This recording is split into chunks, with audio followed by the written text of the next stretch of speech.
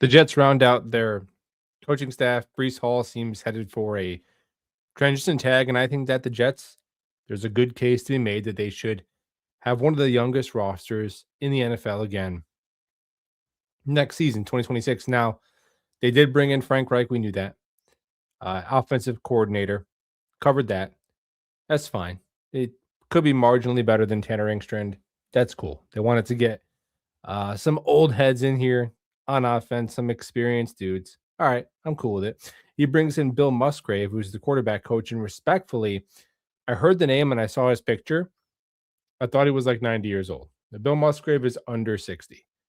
So it just feels like he's been around the NFL since like 1950. But Musgrave, obviously, decent body of work, uh, connections to Derek Carr. He did quote unquote develop Derek Carr, who was a decent starter in this league for about a decade.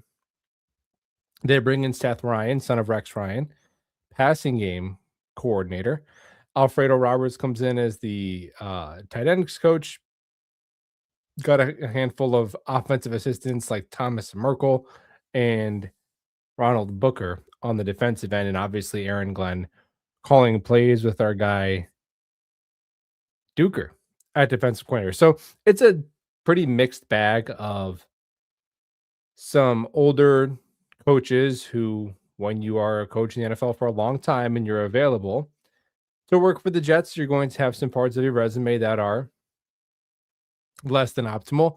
But this is the aisle that they were going to be shopping in. And really the question is stepping back and not even comparing the Jets coaching staff to, the Bills and the Patriots in their division or anything like that.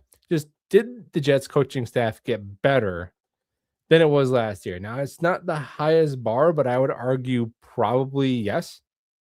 I'd say it's probably margin. I don't know how you could really make a case that it's worse because to me, moving on from Wilkes and um, Charles London, like Wilkes, the defensive coordinator, Charles London at quarterbacks coach.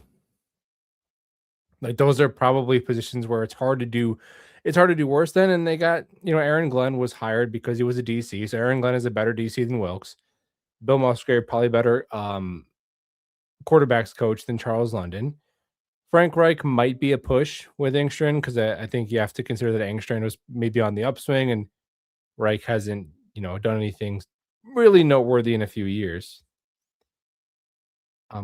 Okay. So I think maybe they got marginally better, right? And furthermore, I thought this for a while that the Jets were going to take a quarterback with one of their first 4 picks. Now the options have dwindled because it's especially now if Chambliss goes back, it's like it kind of becomes a little bit Simpson or nothing, like a Simpson at either, in the mid to late round 1 or what else. If Chambliss is not in this draft, I don't think there's another quarterback that would be worth taking with a top 50 pick. Now, obviously, they could trade back and get their hands on a 3rd round pick and go with someone like Nussmeier or Aller, who at this point, I haven't watched Aller's film yet, but Nussmeier's film has been so gross that I might just rather the Jets take a shot on the bigger, stronger arm Drew Aller than what I believe to be an incredibly capped ceiling with Garrett Nussmeier. But I think like that's the idea. I don't know if you have a young offensive coordinator who shows a little bit of chops, not terrible. Do you upend your offensive coaching staff because you want Frank Reich and Bill Musgrave to like maximize Marcus Mariota? And that's it. Probably not. Probably because you have your eyes on some sort of quarterback at some point. Right? Oh, that's what. Oh, yeah. And Dunbar. Dunbar was the best hire they made. Dunbar was the hire they made where it's like he had options. Dunbar's been a good D-line coach in this league for a long time. So yeah, he's an upgrade there. I mean, obviously their defensive line was not good last year. They had multiple defensive linemen regress. Juwan Briggs was good. That was a nice feather in their cap. Here's kind of a scary question. Now, it's good if you're Juwan Briggs and his agent. It's good if you're Juwan Briggs fan club or immediate family. It's kind of a scary question if you're a Jet fan. Is Juwan Briggs the best defensive player on the Jets roster right now? I'll put it this way. Of all of the Jets players who are currently on the roster now, who had the best season last year? It's Juwan Briggs. I don't even know how you could argue. I mean, he was better than Will McDonald. I know Will McDonald had 8 sacks, but Will McDonald can't defend the run at all. And his 8 sacks, half of them came in what, one game? Jermaine was a shell of himself off the Achilles. So Jermaine would be a bet to as a bounce back guy. Obviously, I think Jermaine is probably a bit more talented when 100% healthy than Briggs, but Juwan Briggs is probably he might be the best player on the Jets defense, man. And I like Juwan Briggs. That's kind of it tells you we need some dudes, man. We need some help. Good thing we got a lot of draft picks coming these next 2 years. But yeah, I think they're going to take one on a quarterback. I eventually I'm going to have to just stop being a coward and say if I would want them to take Ty Simpson at 16 or not, because I'm sitting the fence. I'm like, yeah, man, Ty Simpson's not that bad, man. He could be all right. And then someone's like, do you want them to draft him at 16? And I'm like, whoa, I'm not saying that.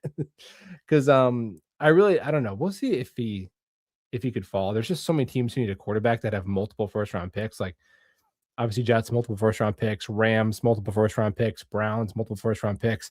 And then those teams that pick early in the top of the second round, Cardinals, Browns, right? Uh, that also could trade up to jump the Jets at 33. So I don't think he's making it 33, but maybe there could be a chance where in Pittsburgh in the 20s, if he slides and he's there at 29, 30, where you could just come up a couple of spots to prevent a team from selling that pick further down the road. In that case, I would say I would absolutely want Ty Simpson. 16 still feels a little rich and still feels like a little bit too much of a commitment. Where now you're eating into the opportunity cost of now maybe you're not going to draft a quarterback next year. Where if you take him at pick 30 and you play him for 11 games and he looks like dog water and you end up with a top 2 pick, like you could just take Arch Manning or Dante Moore or whoever next year and have him compete. I'm waiting for the first team to do that. I'm waiting for the first team to have a quarterback who's not looking so great, and everyone's debating: do you move off of them? Do you get the new guy? Like the whole Sam Darnold, Zach Wilson debate. Now that was a little different because money was coming due to Sam, but like, you just take it and then just have him duke it out the next year, and whoever wins, then you just trade the other guy. Yeah, you gotta trade him for 30 cents on a dollar, but so that'd be my answer. Like, yeah, if you could come up to 28-ish or later to get Simpson, I would be interested in that if I'm the Jets. 16 still feels a little rich, and I don't think he makes it all the way to the second round. So that would be, I guess, my answer to that. But yeah, man, coaching staff, okay. That's fine by me. I like Aaron Glenn calling the plays. And Breece Hall, according to Jonathan Jones of CBS, is likely to receive not the franchise tag, but the transition tag, which is from the NFL's website right here. The transition tag is a 1-year tender a team can place on a pending unrestricted free agent to keep the right to match any offer he receives from another team. It's basically a right of refusal tag. Right. This is what the Ravens did to Lamar Jackson to show him that his contract demands were kind of insane. I mean, yeah, I guess they got a lot of cap space. You want to keep Breece. That's cool. That's cool too. I don't even know. Breece Hall is just like he's been overrated by us almost to the point where he's underrated, and now he's just like rated. Like, yeah, he's a good, not great back. Okay, pay him as such. That's fine. I don't really care too much that he's kind of mopey because, I mean, to me, that's more of a symptom of him being on a losing team for a long time. I don't know how to hold it against the guys who like Quinnen and who have been on a losing team for so long. Like, is that, and then we blame the culture on them, and it's a little chicken or the egg. Like, no, that the culture is like that because they're losing. I don't know. Swap Breece Hall with James Cook. Now James Cook is better than him, but just for the sake of the argument, like is are we talking about then we'd be talking about James Cook attitude and his tweets, but nobody's talking about that because he's on a team that goes to the divisional round minimum every year. So you could swap out Breece Hall for Mr.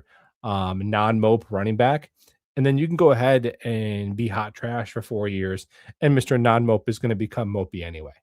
So you gotta just win some games, and that'll fix itself. Like, we had the idea that, "Oh, once we get rid of Tony Adams and Michael Clemens and all these solid guys who are, like, have a bad culture, then we'll be winning." Well, who's your quarterback and who's your head coach? Because your culture isn't gonna be culturing if you're 4 and 13. Like, you can get a little bit of a honeymoon year if you have, like, a dynamic personality. I think Glenn is that. Like, I think Glenn is respected by the players, not by the media because he's kind of an a-hole to them, but I don't care about that. It's one of his few redeeming qualities, if we're being honest. Like, that he hates Rich Cimini. I don't care. I really don't care about that. I don't care, about how Aaron Glenn answers at the podium. I don't believe that I'm already tangenting, but I actually don't believe that Aaron Glenn's the way he answers questions and, like, that has eaten into his whatever you wanna call it, his trust or his leash or his patience meter with Jet fans. I actually don't believe that. Like, 'cause are we really gonna pretend that if the Jets started 0-7 and did all the things, all the stats of how last year was really bad, right? That we all know. But Aaron Glenn, like, was a little bit more tactful with the media that we'd have a higher regard from him as a head coach. That's ridiculous. No, he wouldn't. If you win games, you could say whatever you want. If you lose games, anything you say will be held against you. So who cares about that? But yeah, man. So that culture stuff, man, you got to win some games. Like, now there are exceptions. Like Elijah Moore was an exception. Elijah Moore was genuinely like a bad culture guy who quit on the team when they were winning. I have no evidence that any of these other guys would do that in the same circumstance. I know we just kind of got sick of them because they were around while we were losing. That's I don't know. It's like being sick of your wallpaper if you're going through a financial rut. Like, it ain't the wallpaper, bro. It's you. You got to figure it out. Lock in. Anyway, the Jets should have a really young team again next year because I think in free agency now we're going to do all these mock off seasons. We're all getting Alec Pierce. Every team is getting Alec Pierce. Every team is signing Tyler Linderbaum. Every single team. Guess what teams are actually signing them though? The Ravens and the Colts are gonna get those two players. That's how it always goes. And I'm down for that. Like, I'll be excited if they actually go for it and get like legitimate young players who move the needle and really solve spots for the Jets. I'm all for it. I'm all for it. But I think that there is also an argument to be made that look, man, when it comes to players stopgap players, Bill Parcells called them like progress stoppers or something like that, kind of veterans who are just in the way a little bit. I kind of feel this way about both John Simpson and AVT, to be honest. Like, John Simpson is kind of the definition of a replacement level guard who's going to be 29, who 2 of the last 3 years he's been incredibly penalty prone. Now he's still solid, and you could do a lot worse. We've seen what happens when you have offensive linemen who are terrible, and the difference between having offensive linemen who are mid and are who are terrible is a very big difference. So I'm not going to act like we could miss John Simpson. Like, we've seen guards that would make us miss John Simpson. But the point is, why can't you just, I don't know, take like Chase Bisontis at pick 44 or some guard in the 4th round who I'm not deep enough into the draft to know who's good. And then just play him. Teams do that all the time. Even good teams will just go into the draft with a massive hole and just say, we're going to draft it. The Patriots did that last year at the entire left side of their offensive line. Now, it eventually caught up to them, just starting 2 rookies that they were just going to stick and pick and say, we'll figure it out. It eventually caught up to them in the Super Bowl against one of the most elite defenses in the past, 15, 20 years. Fine, but they did that and they got to win the division. They got to the Super Bowl doing that. They just said, yeah, we don't have a left guard. We'll draft one in the third round and they'll just play the whole year. It's fine. So if they can do that when they had Super Bowl aspirations, the Jets can't do that in a rebuild. Just take a card in the fourth round and say, here you go. You're playing 17 games. Let's see if you could play. It's not quarterback. You're not gonna ruin a guard by playing him. I feel that way about a lot of positions. And I don't think that's the same as tanking because I get the argument as well. Marin Glenn and Darren Moose, you're trying to save their job. You don't want to hamstring them and say you can't bring in good players that are going to help you win and you're going to get fired. I get that, but it's not the same as playing, um, you know, CFL level players last year. That's not what I'm talking. We're not talking about playing Wojak Horseman at linebacker and Brady Cook. We're not talking about that. We're talking about players like AZ Thomas and Malachi Moore and Juwan Briggs and Jarvis Brownlee and Kiko Malagoa and Arian Smith and AD Mitchell, who AD Mitchell, by the way, like you got to pick one. At this point with the Jets, you got to pick one random unaccomplished player you're going to stand for. I think if I had to pick one, it would be Adonai Mitchell. He is legitimately talented, and he came in. What did he do last year with the Jets? Like, how many yards did he have? AD Mitchell. Pro Football Reference needs to like verify that I'm not a robot now. They're probably spying on me. Okay, since being traded to the Jets, 8 games, and obviously, the first game or two, he's just warming up. 300 yards. Okay, so some quick math says he was, on a 17 game pace of like 600 plus yards. He's 23 years old. Now, that's not exactly a wide receiver, too. That's a starting level receiver. There's going to be receivers that the Jets could draft in pick 33 or 44 who are probably not as good as AD Mitchell. So yeah, play him a ton. Well, he's not a wide receiver, too. Okay, if he's not, then fine. Then you learn that and you draft another guy next year. Draft another 5th round center. Have him play a little bit. Now, this changes if they're going to take a quarterback, because if they're going to take and try and develop like Ty Simpson, then obviously you have to really take some steps to make sure that you don't ruin him. So like you have to have the minimum, you have to ensure you have the minimum effective doses of offensive line and weapons. That's different. But if they're just going to kind of muck about with Marcus Mariota and like Drew Aller is going to get the last 3 games of the season, just pick up the talent as it comes to you. You could take a guard at 16. Who cares? I don't know why we're freaking out about, oh my God, a guard here, a center here. The Jets need 17 players. Just take the best football players you could take. There's going to be a spot to play for them. Like, just look at it. Look at the draft class. Look at him. You seem talented. Okay, you come on down here. What am I going to do? We'll figure it out when we get there. Have him go on the field, just line up in an open spot and start doing stuff. It'll be fine. It's not that we can't be freaking out about what positions they take. That dude from Penn State, that guard from Penn State, Vega, ass kicker. I'm taking him over a wide receiver at 16 that still may not even be better than AD Mitchell. I don't think Denzel Boston is better than AD Mitchell. AD Mitchell has way more juice. So just take all the talent you can get. You got 10 picks. Stick them all on the roster with your 7, 8 picks from last year. Figure out who can play. And then the following year, that's when you do what the Patriots did this past offseason, where you really aggressively spam free agency to try and give yourself a shot in the arm to make the playoffs. That's the timeline to me. And even if it's with a quarterback like Ty Simpson, I still think you do the same plan, but you make sure, on offense, you have a move or two that gives you a little bit more certainty. So maybe you do bring back Simpson on a 1-year deal, because you're like, if a guard doesn't fall to us, we don't want to start a 6th round or a UDFA or a Xavier Newman, right? So, okay, so you can make some assurances that way, but still, I still think the same thing applies. It's fun as fans to think about all these guys we could sign, and I'm still down if they're actually the top level of free agents, but just spending a bunch of money on like Romeo Dobbs and where Alex Anzalone, he probably wouldn't be too much money, or some expensive safety. I don't know, man. Just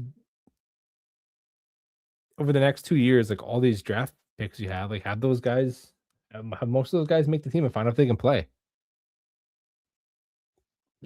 What happens a decent amount in the NFL too is teams don't want to roster so many young players, so they just cut guys, and then you see guys popping up on other teams who actually like have a had a decent role, but the one team just had so many young players they couldn't even give them a chance to develop. Just to have one of the youngest rosters in the NFL again. I mean, why not? What is going hard in the Alex Anzalone aisle going to do for this team? Unless you think they could be a playoff team, then that's different. Then we just see it differently, and that's obviously a different situation. I think it'd be hard pressed for them to make the playoffs, though.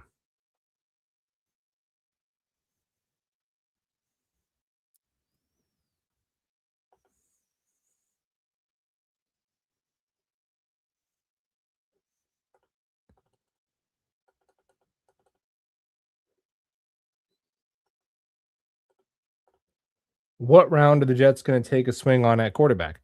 I have no idea, man. But to me, the way I see this quarterback class, and well, okay, maybe I don't know. Maybe I'll get around to some Cole Payton film and I'll think he's a top 50 pick. But as it stands right now, I think Mendoza is worthy of a high pick. I still don't think he's, I don't know.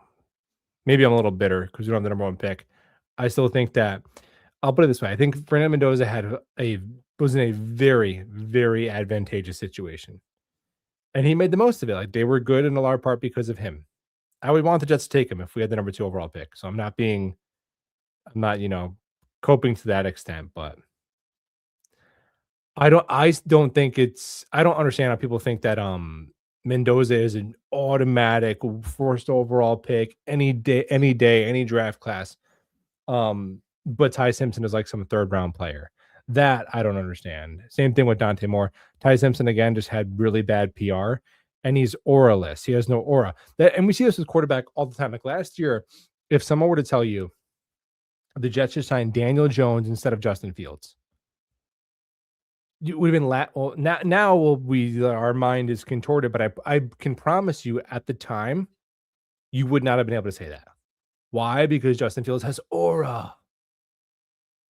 Look at him. He's got a headband. He can run. Where Daniel Jones is like it's just been decided that he is a bum with no upside, no defenders, no nothing, complete trash. And of course, whatever we think of Daniel Jones, he is a better quarterback than Justin Fields, unequivocally by any metric that any human being could reasonably um, come up with. But for some reason, you have to just say, no, Justin Fields is better. Why? Well, because Daniel Jones is trash. Well, okay. That's what's happening with Ty Simpson. It's just been decided he's a bum. I don't even love him. I don't even love him. Um, but I like him. I think he's decent. But he's got terrible PR. And people just say he's trash. And you're like, well, why?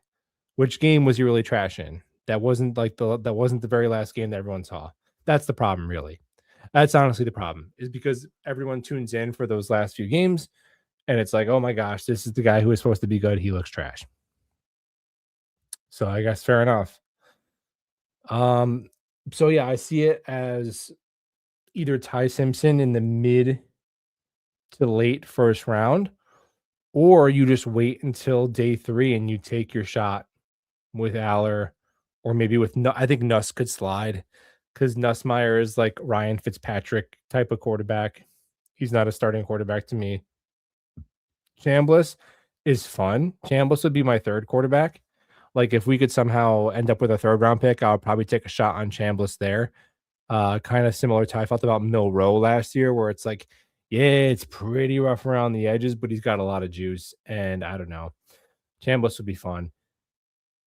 So I'm gonna guess in the 4th or 5th round. I don't because they have 2 picks in the 5th round and a pick in the 4th round. So I think between one of those 3 picks, I think they'll probably take a shot. They'll probably take a shot on somebody. Who's the big ass dude that's got like a crazy arm? Is it Green, Talon Green, Arkansas, right? He's like a mobile Joe Milton.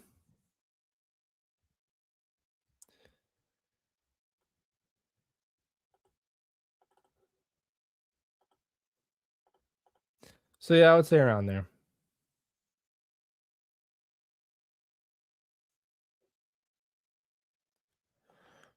We gotta move from toxic negativity to normal Jets negativity. Um, I don't know if I know the distinction, but I think it's already cooled off now because now we're in the off season. So now we're just talking about who we're gonna get, arguing about the draft, or about Reese, this, that, but that's less toxic than how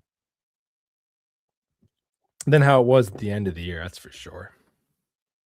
So we have greener pastures ahead. What's up, Dom? See? Even if we switch to a 3-4, Bane is still in the mix at 2. I'm sure this is a dumb question. I'm just curious if they take him to be a defensive end that high. My honest answer is I don't know. I don't know. I don't know what they think. But I'll honestly say this. Now, obviously, there are certain fronts that lend themselves to certain players better. But I think if you are taking a player at the pick number 2, I don't think it should matter. Like, I'll put it to you this way. What player who is an elite, perennial all pro defensive player would be rendered mediocre if they switched from a 3-4 to a 4-3 or vice versa?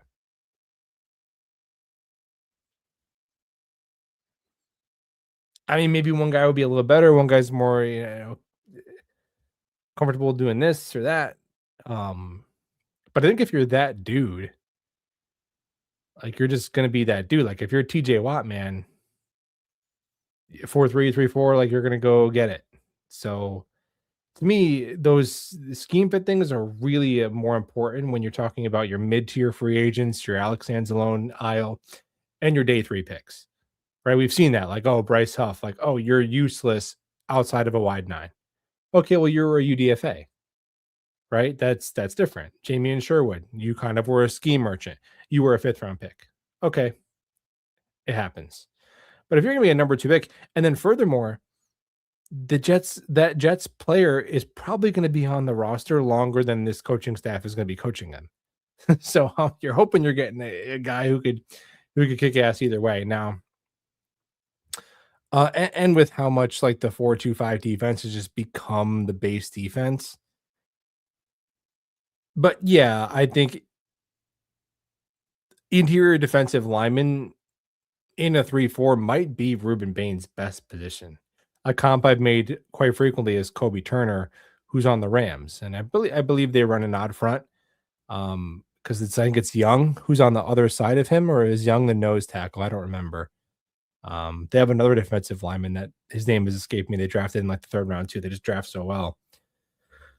But yeah, Kobe Turner is and he's an integral part of a really good defense. But you probably said who? Kobe Turner? You might have to look him up. Like you don't want that with the number 2 overall pick. But we're talking about floors, and the top 3 guys who we discussed, Reese and Bain and Bailey. Like let's be honest, they are guys who come with a all 3 of them like a little bit more question marks than you would like at a number 2 pick. Like to Bailey is a player who I think most elite edge players have significantly better play strength than him. And I'm gonna get to the other guys. If you're a Bailey guy, I'm gonna get to Reese and Bain too because they have flaws. But most edge rushers who are like you're taking them at number 2, you're Watt. I'm not even gonna say Miles Garrett. He's in a different tier, but your TJ Watt, Danielle Hunter, Will Anderson. Um, I mean Parsons is a different kind of guy too. Uh, Crosby, even Trey Hendrickson when he was, in his heyday was a top sack artist. Like the top guys have crazy power profiles and win. I would almost argue predominantly with strength, with play strength, and have a come with a run defense floor that allows them to play 80% of the snaps. And I think there's some risks where Bailey is not like that. Also, his spin move. I watched Bailey. And Bailey. The thing is the reason why to me he's in the conversation for pick two no matter what is that he did it, man. He got after the quarterback. Like the proof is like the pressures are there, the sacks are there, the production is there. So at some point, it's like it doesn't look how you might want it to look. He kind of just wins by his first step. Um, and then just having enough juice to run the arc and finish. But his spin move is so slow. I'm like, you're not that strong, you're not that bendy, but you're getting to the quarterback. So what can you really say? So that's a risk there because most of the elite edge rushers they come with a more power, and not even talk about his weight. Like Will Anderson, I think weighed 240 pounds his last year at Alabama. Will Anderson's play strength was preposterous, preposterous. So there's Bailey. Now the risk with Bain is they talk about pro comps, and to me, pro comps aren't this player is gonna be exactly like this player. A pro comp is really an exercise of do you have a proof of concept of this kind of player working? Right. That's why with Makai Lemon, you could point directly to JSN. It's like, yeah, that dude moved just like that, was built just like that, produced at a similar level to that. There is your proof of concept. If you have trepidation about taking a 5'11" receiver who's not an insane athlete in the top of the draft. To me, Makai Lemon is in the pick two tier. I don't know. A safety is in there. Hybridy McGee, third down Johnson, and T Rex arms are all in there. Then Makai Lemon is in there too. I don't care. But with Bain, yeah, obviously, who's the pro comp for him? Like who's built kind of like him? He's a little bit of a body type outlier for the elite sack artists on the edge as well. So, and then Reese, obviously, I just got to another Reese game. I hadn't gotten more Reese film in a while, and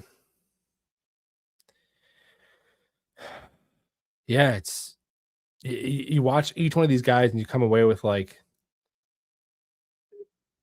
hesitancy of thinking they could be worth the number two overall pick, but then you just compare it to the other guy and you're like, well, there's also that. So I don't know, man. But Reese, yeah, he has some stupid athletic plays on his tape. There was a play against, I think it was Ohio, not Ohio State, like some other not a good team, not the best level of competition. I don't remember exactly what school it was. They had like very ugly off gray uniforms. But Reese is just like stabbing the offensive lineman and just reading his keys, like just looking in the backfield and just like when your older cousin would like hold your head and you'd be like, trying to get to him, but they like just hold your head away from them. That's what he was doing to this offensive tackle. And then once he saw where the play was going to break, he just slapped the dude in the helmet onto the ground and ran and went and made the tackle. And it's like, oh my. And then against Illinois, crazy long arm just rush directly into tosses the tackle right into the quarterback's lap, grabs the QB, throws him to the ground.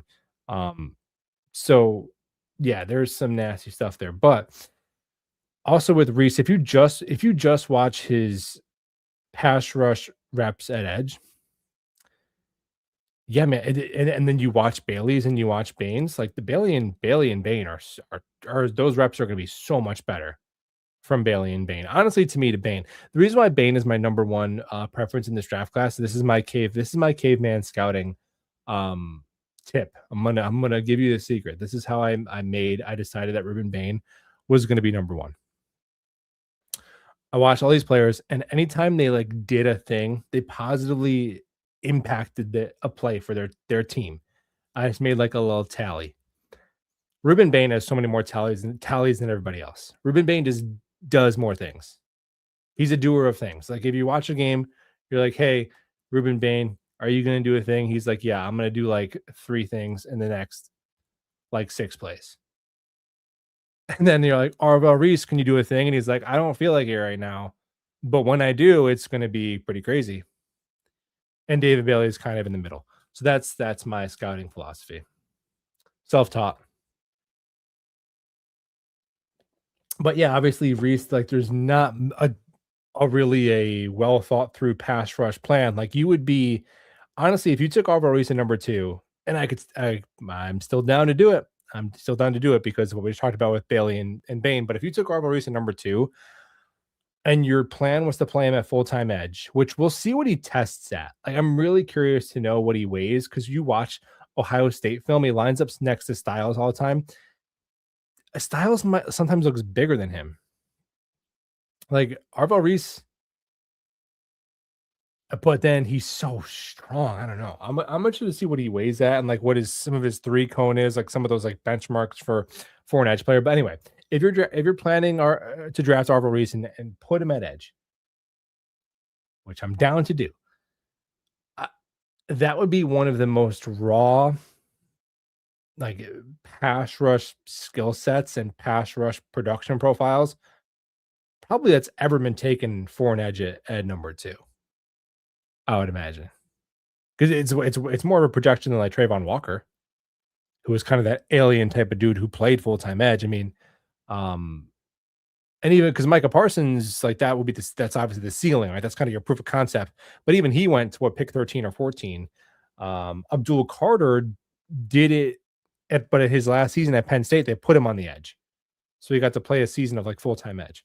So that would be a little bit of an unprecedented pick in that nature. So they're all kind of outliers for the number 2 pick, which is why it's like, oh, you can't take a safety at pick number 2. It's like, oh, but we can take all those other guys who are kind of outliers and carry a lot of risk where you can't just take a slam what we believe to be a slam dunk safety. I don't know if I agree with that. Or you can't take Sonny Styles who could be like an all pro middle linebacker and you're much more confident in his projection to the next level. I think you could. It's an interesting draft. I kind of like this draft in that way because it's more interesting. Like there's just a lot of options.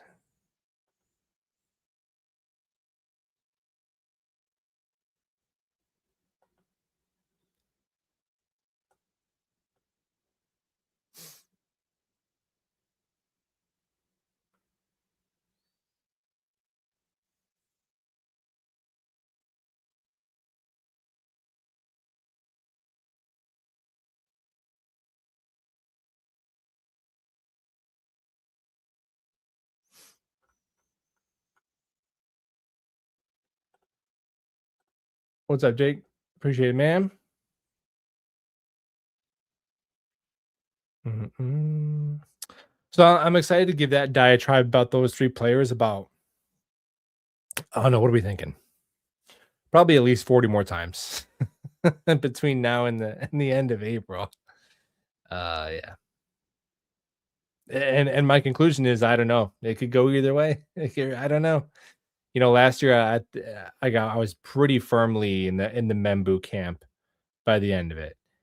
I don't know if I'm Bane will still be my guy, but it's gonna be pretty close. Like I don't think there's gonna be a player where I'm gonna be like, oh man, I really hoped we got this guy instead of that guy. Like I would have been bummed last year if we didn't get Membu. I was bummed when we didn't get Bowers too. I didn't say anything about it because everyone was all weird, like you guys are Bowers bros. I'm like, sorry, man, he was fun. I just wanted to have a fun time. Just want to have a fun time on my bad football team. And we were relegated to a cult. And then the next year, everyone's like, hey, but now we should take a 23-year-old tight end who's worse. Instead of a better offensive lineman in Membu, who is better than Olu. What? What the hell, man? Doesn't make any sense. But that's okay. It all worked out. The Jets have 2 really good tackles.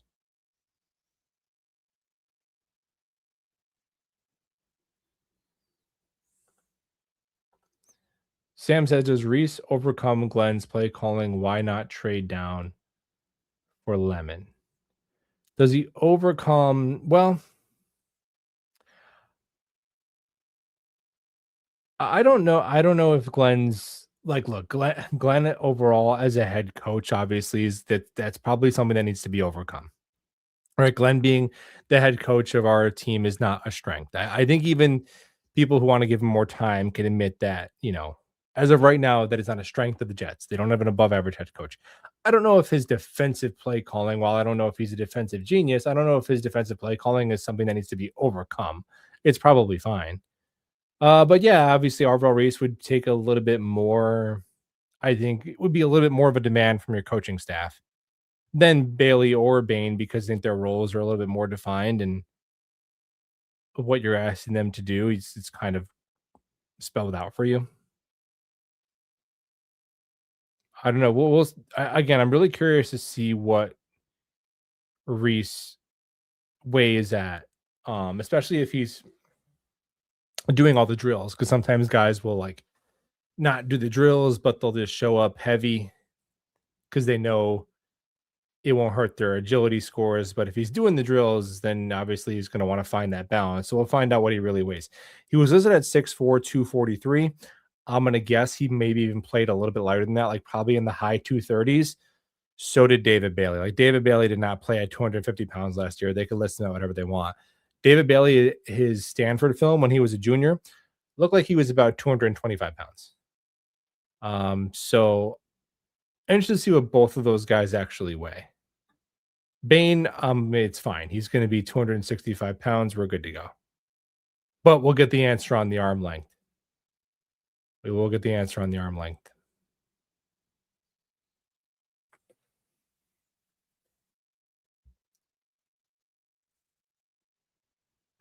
Yeah, I'm not worried about Reese being necessarily a bust, but obviously it could be a disappointment if he just ends up being like a really good off-ball linebacker. That's not what you want at number two. But I don't think it's going to be an Isaiah Simmons thing where the guy's like, fringe out of the league in a couple of years, just because his play strength is so much better than Isaiah Simmons. Although I didn't like study Isaiah Simmons, so I don't remember if I would have liked him or not, but I don't know. I probably would have. I'm sure he was a fun prospect, but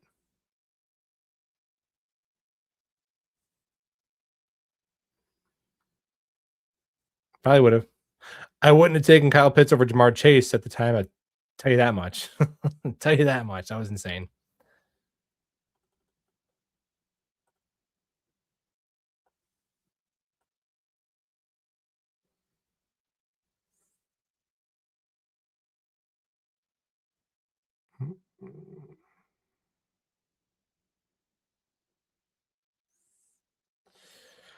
Bain didn't produce in the ACC. He doesn't really have NFL traits. He's a really good college player.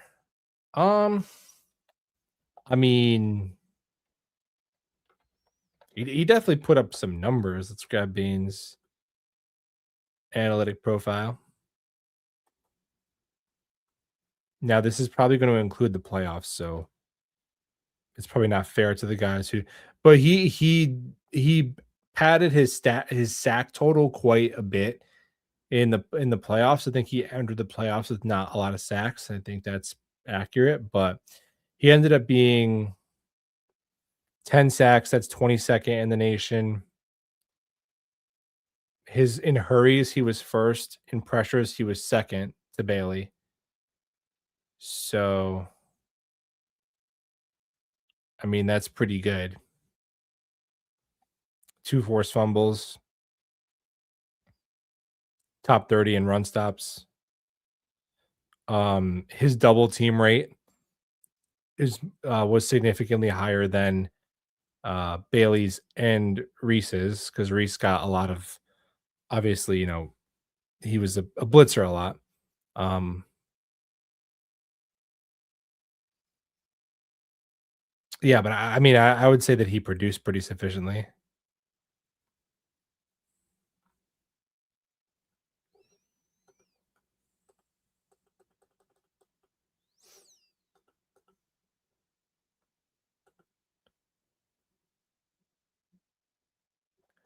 Been building it right. Raiders took fun guys like Bowers and Genty. Now they have the worst line in the NFL.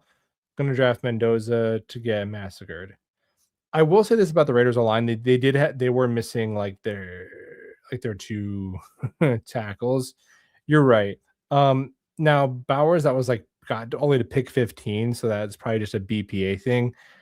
Genty, I think that yeah, that was kind of wild. Kind of wild for Genty, who I think will still be good. But uh, yeah, with a rebuilding team, I don't think order of operations matter that much. Like with the Jets, they need so many things. I don't care if we get one, but people say, "Well, you're going to take another receiver. We don't have a quarterback yet." It's like, yeah, but this year isn't the last year in humanity, hopefully. So they're going to take a quarterback this year and next year, and then they'll have receivers, right? But I think running back is a little bit of an exception to that rule where I think it really is the definition of a luxury pick to take a running back that high, and some of the teams, like the Falcons, did have an offensive line in place, and the um, the Lions obviously had an offensive line in place. So yeah, a running back while you're rebuilding it's different than any position just because of the shelf life and because it's so dependent on your offensive line that yeah, man. Like, you better be taking Barry Sanders if you're a rebuilding team taking a running back in the top 10.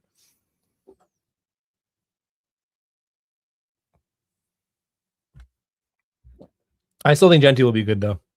He was a very good prospect.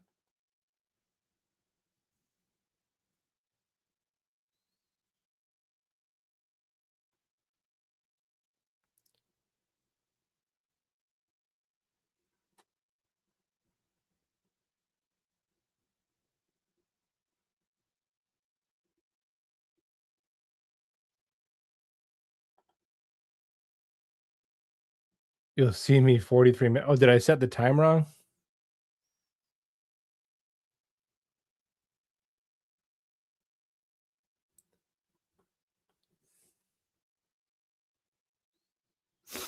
It gave you the wrong notification?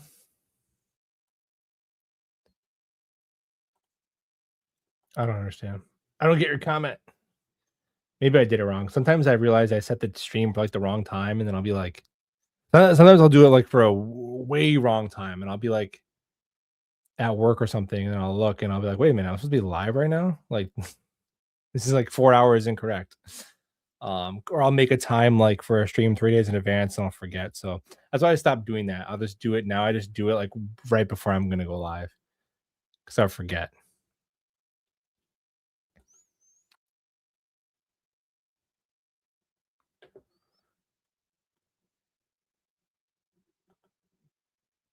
I just don't know if a team would take a guy who might not even be a true edge in the top five. If we take Reese, I'll be all right with it, but I'm not sure they will. I don't. Yeah, I could agree with that, man. I think you could be right.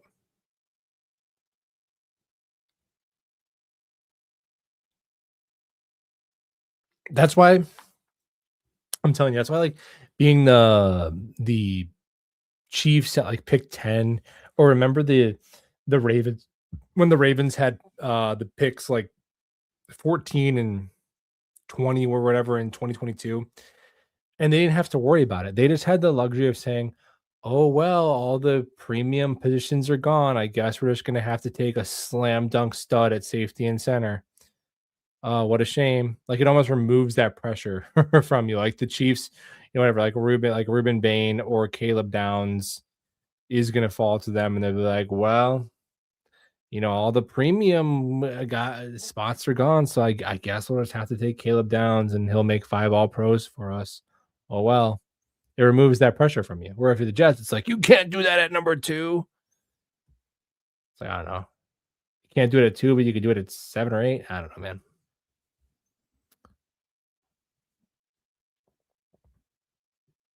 Everyone knows what you can't do, but we'll see. We shall see what they're gonna do. Still feels like a long time away. The combine is still not for like 2 more weeks. Come on now. Come on. We got to expedite this. The combine should be like the week after the Super Bowl, and then free agency. Well, no, then the draft should happen before free agency, like the NBA. That's what I think actually. How about that? And then you go and you now you know what you've done with your draft capital. Now you can go see who you want to pay. That's how I think it should go. Does the NBA still do that? I don't know. They used to do that.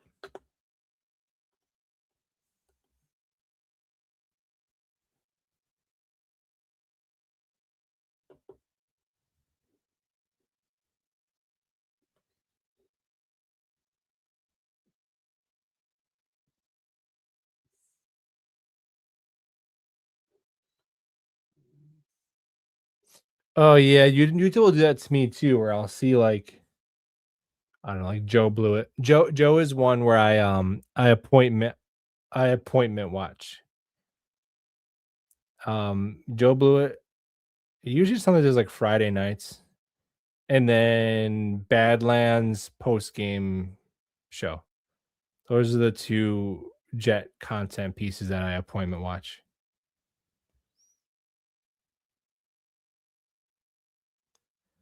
And mostly because me and Joe always agree. Whenever Joe talks about some draft pick, I'm like, all right, now I got my opinion. I was waiting to have my opinion. Now I have it. But we do disagree on the wide receiver one. He is more of a Tate guy. I'm more of a Lemon guy.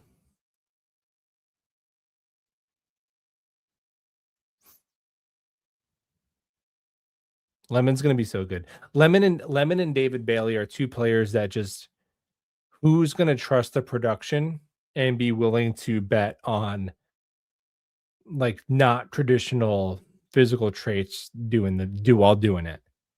That's really the question with those two because they both did it. And I know I saw some clip making the rounds where it was like David Bailey didn't do good against top level tackles. And I'm like, okay, well then my next question was like, well, what did Reese and Bain do against the we got to find that out, you know what I mean? we got of course he'll do better against the trash tackles. I thought he did pretty good against Oregon, but that was a while ago. I don't remember perfectly.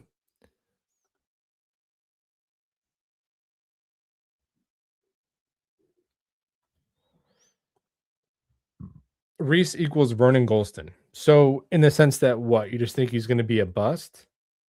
I don't remember Vernon Golston as a prospect. It's been so long, and I was very young. But Vernon Golston, to my knowledge, played full time edge and had a crap ton of sacks at Ohio State. And was built like a full edge. So in terms of player style, I think they're pretty different. Now, a defensive player from Ohio State that you think is going to be a bust, maybe. What's up, Sean?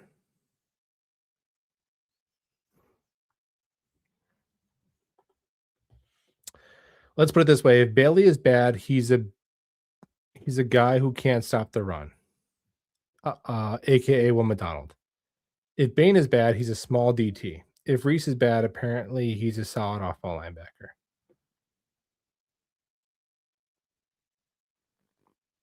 Yeah, I think that's reasonable. Like if you're looking at kind of floor outcomes, I think that's pretty reasonable. Way to put it. Now with McDonald, I and I do understand it because you want to be cautious with if a player is fringe, like not being an every down player, you want to be cautious with that, which is why I think these designated pass rusher types fall lower than people think every year. Like James Pierce Jr. was talked about as being a top 15 pick. He goes like to 27 or whatever. Obviously, he's his career might be on the ropes because of different stuff. Donovan Ezeracco was could he go to the Bucks at 15? He falls to the second round. Now he ended up playing the run pretty well as a rookie, but that was the concern with him as a prospect. These guys like Cassius Howell, like I think Cassius Howell and Mason Thomas, like I think these guys are going to fall. Whereas players like Michael Williams and probably like Keldrick Falk, like teams are gonna take that floor of we can play you every down, even if you don't have as much juice against the pass, because it's just you don't want to get a guy that you can only play like 41% of the snaps is their fear.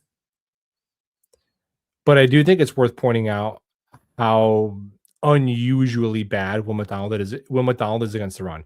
Like Will McDonald is not just like normal bad against the run. He has been every year of his career like one of the bottom 5 graded edge players against the run in the entire league. I'm still bullish on his pass rush upside. Like I know he didn't produce a lot. I'm sorry that within 2 seconds every team ran the same play action and someone was wide open every time, so you can't get a lot of pass rush wins that way. But I still think Will McDonald is gonna be a really good pass rusher in this league, but I got nothing on his run defense, man. He's gonna be 27 years old. He can't play the run. It is what it is. Maybe he's got one more chance at a scheme fit to kind of save him a little bit, but so Bailey to me, there's very little chance he'll be that bad against the run. I don't think it'd be that bad. But the thing is, McDonald wasn't that bad against the run in college. I guess it's all a projection. And McDonald was a little bit bendier than Bailey, but Bailey's just so damn explosive, and he's much more stronger in his upper body than McDonald.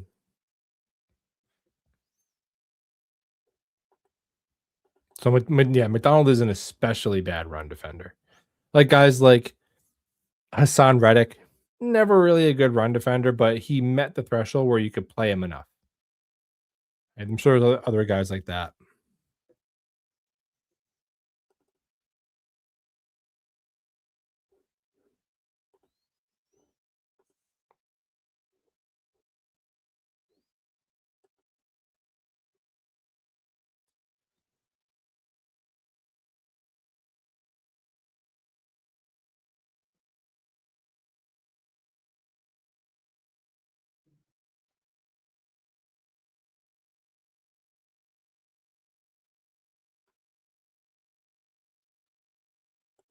From the 716, what's up, man?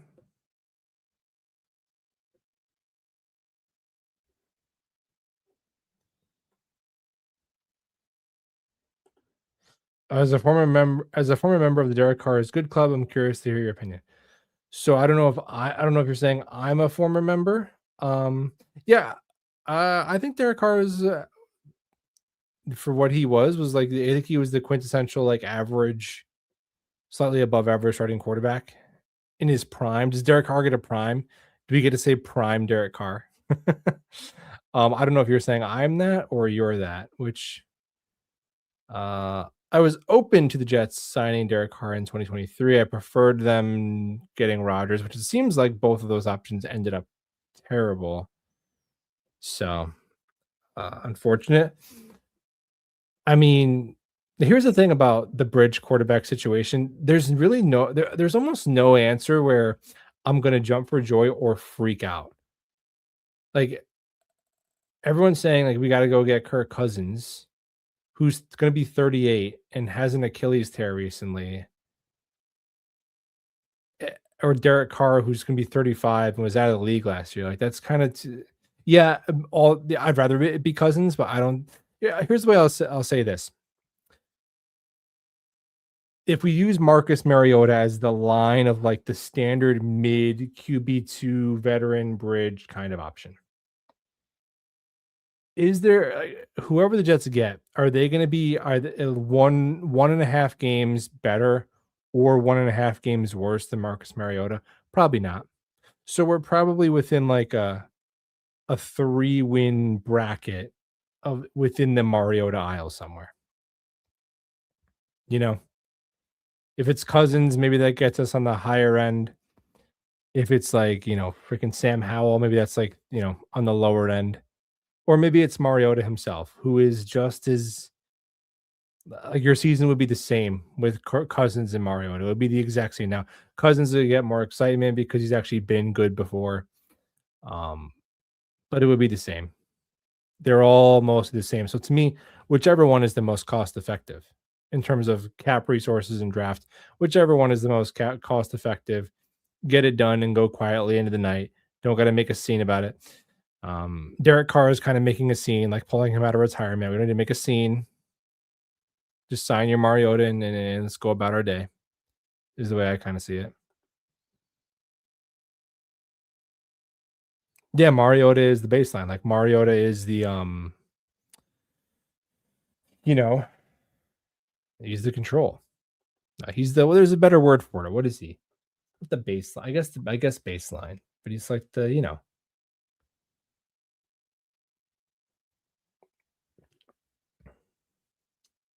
I'm trying to say.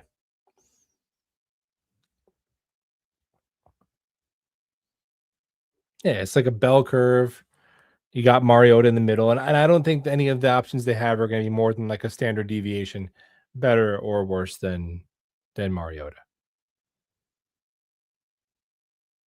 Every quarterback that they bring in for a visit, Marcus Mariota should be in the room probably for um comparison's sake. Although Marcus Mariota also looks like he's about 50 as well.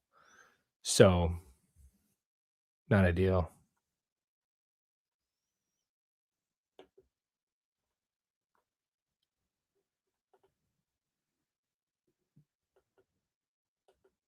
Because you'll see, I haven't even discussed the bridge quarterback options much because any option everyone like starts vomiting, which I get because like none of them are really great.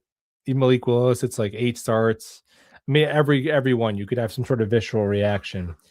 But the thing is, it's like it has to be somebody. So I don't understand, like, oh my God, Derek Carr. Like, there's a good chance that the Jets opening day starting quarterback is worse than a semi-retired Derek Carr.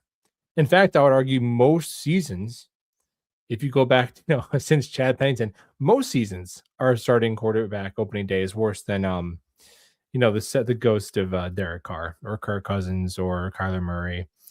But I think Kyler and Carr would be my the bottom of my preferences because I think it'll be more expensive. Like those guys are going to have a market. Teams are so desperate, and teams will convince themselves that like Derek Carr can do a thing, or Kyler Murray can do a thing, where nobody's doing that with Mariota. Everyone's accepted what he is. Now, what these teams don't know is that those other guys are Mariotas too. It just hasn't been, they are. There's like a vulture with Marcus Mariota's face on it, standing over the waning corpses of those guys too. Those guys are going to be in the Marcus Mariota aisle. Um, they're just 1 year away from it. So someone's going to pay them to do a Mariota. It's going to be an expensive one. So I'd rather just get the cheap Mariota. I honestly think I might want it to be Mariota. I think he's like my Peter Woods, where it starts as like a meme, but then I really like him. I think it might Marcus Mariota might be the least bad option for the money.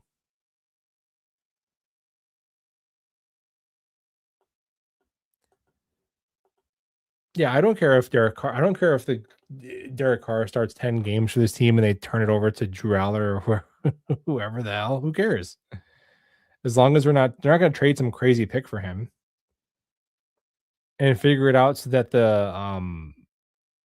who is it? The Saints, they're eating most of the money. Like, okay, then fine. Now, if it's like, oh, they want a fourth round pick and and he's gonna make $28 million, then no, of course not.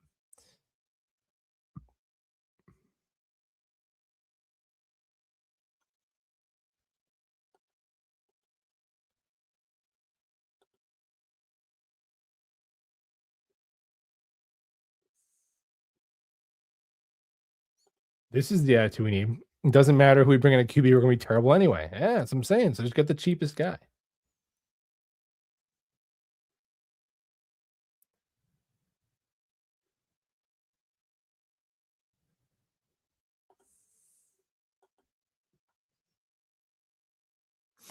The problem with Derek Carr is he is historically terrible in the red zone.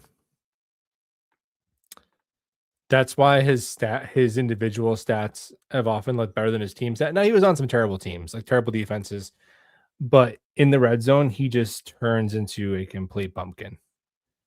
And it's one of those things you have to see it.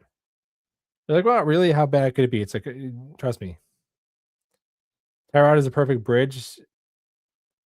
Well, yeah, now that he gets hurt. I mean, I think Tyrod maybe 5 or 6 years ago, but I mean, genuinely, I don't even think Tyrod could be the primary backup because how long can he really go? You're talking about maybe 2.5 games at most before he gets hurt. Now his skill set, if we could give Tyrod like in a video game, like up his health bar, that's fine. You could do like that's what Tyrod, how Tyrod played last year was the quintessential. He's right in the Mariota aisle. That's fine, but he's gonna get. He couldn't even make it through training camp. He didn't play in the preseason yet. He didn't make it through training camp. He had like a knee injury. So yeah, Tyrod I think is he might be done, man. But I do like Tyrod. He's a really solid pro. He might just be done. Will they re-sign Hall? Probably transition tag. But I'll leave it there. Appreciate you guys hanging out. If you want to hit the thumbs up on your way out, that'd be cool. And go